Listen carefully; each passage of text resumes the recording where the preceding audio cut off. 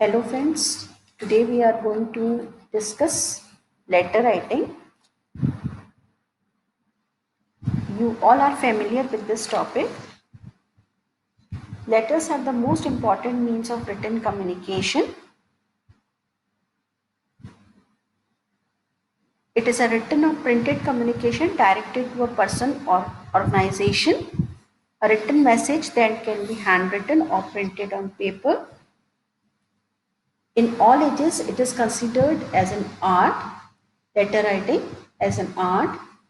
Communication through exchange of letters is known as correspondence. Communicating our feelings, thoughts, etc. to our friends and relatives through letters is called personal correspondence. It is usually sent to the recipient via mail or post in an envelope. Any such message that is transferred via post is a letter, a written conversation between two parties.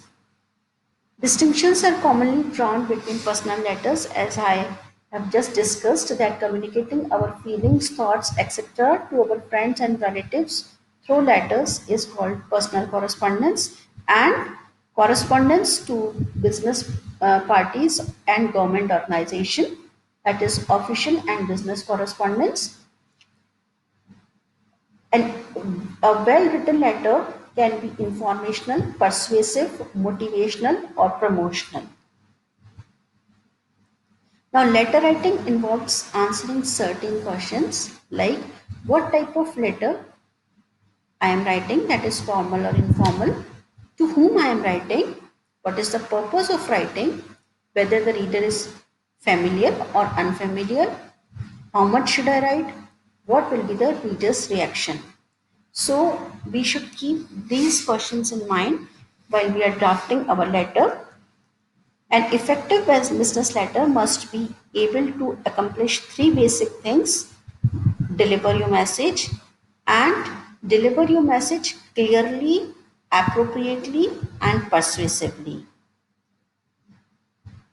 Now, there are three main types of letter formats: fully block format, modified block format, and semi block format. This slide is an example of fully block format. You can see that everything is aligned on left hand side. Letters are left justified so that the start of each line is at the left hand margin. This is a formal style. Open punctuation is used, that is to say no punctuation marks are necessary except in the body of letter. There are no indentations involved in any part. Paragraphs are separated by double spacing. 3 or 4 spaces follows the date and 3 or 4 spaces after the closing. Now, modified block format. You can observe certain changes in this format. In this, except date, complimentary clause, and signature sections, which are placed at the right hand margin, all other parts begin at the left margin. It employs open punctuation throughout the letter. Then we have semi-block format.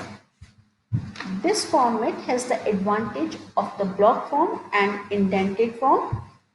It employs the block form with open punctuation, but comma after the salutation and complimentary clause is used. This is similar to block format except the paragraphs of the body of the letter are indented. Thus, each paragraph looks distinct and is clear to read. Now, the next section is types of letter. Uh, Formal, semi-formal, informal. Now, formal letter is a letter written to a business, to any professional organization, or to a government organization. Informal letter is a letter written to a friend or a family member.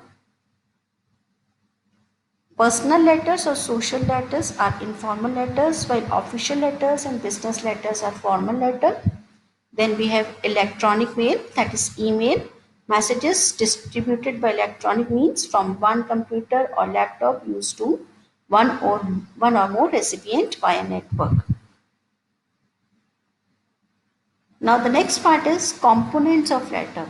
You can see in the slide that heading, date, reference number, attention line, inside address, salutation, subject line, body, complimentary clause, signature, reference initials, enclosure, copy circulation, postscript are the components of letter.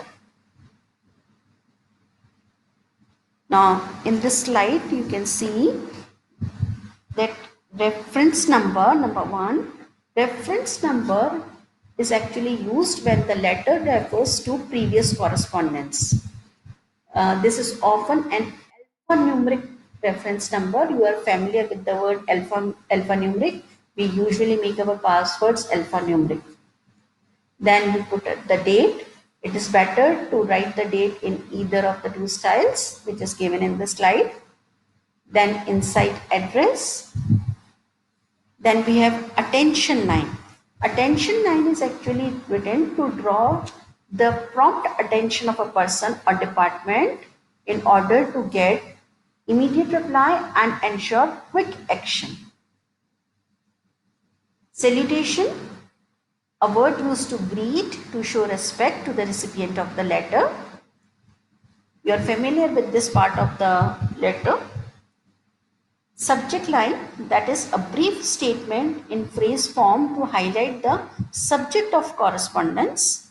It is an optional element and can be placed either before or after the salutation. Then we have subject. Then body of the letter, which contains the main purpose and the main thought of or the main idea of the letter. It is the most significant part of any letter. It is generally divided into two or three or four paragraphs. It should be well organized and arranged logically in separate paragraphs. The concluding paragraphs restates the purpose of the letter and intentions, hopes and expectations of the writer. Last but not the least, one line closing sentence in a positive tone is required to finish off your letter. Then we have complimentary clause. A complimentary clause shows your respect and appreciation and ends the letter in a polite manner. Then the signature. Complimentary clause is followed by a signature segment which includes the signature, full name, designation and address of the writer. Now, these are some of the basic points regarding letter writing. In the next lecture, we will discuss certain types of letters like inquiry letter, complaint letter, credit letter, sales letter, order, etc. Thank you.